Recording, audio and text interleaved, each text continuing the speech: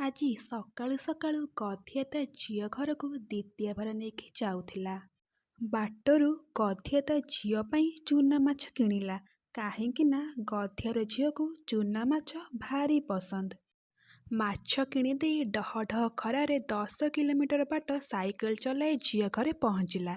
ଗଧିଆର ଝିଅ ତା ବାପାକୁ ଦେଖି ଭାରି ଖୁସି।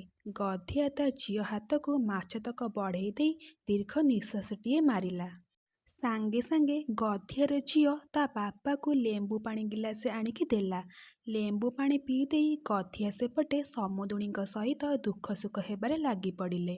ସେପଟେ ଗଧିଆର ଝିଅ ମାଛକୁ ଧୋଇ ଲୁଣ ହଳଦୀ ଦେଇ ମସଲା ବାଟି ଆମ୍ବୁଲ ଦେଇ ଚୁନା ମାଛ ବେସର କରିଦେଲା। ରୋଷେଇ କରିଦେଇ ଗଧିଆର ଝିଅ ତା ବାପାକୁ ଖାଇବାକୁ ଡାକିଲା। ଗଧିଆ ପଖାଳ ଭାତକୁ ଚୁନା ମାଛ ବେସର ଖାଇ ପୁଣି ସେଇ ଡହ ଡହ ଖରାରେ ଗାଁକୁ ଫେରିଗଲା।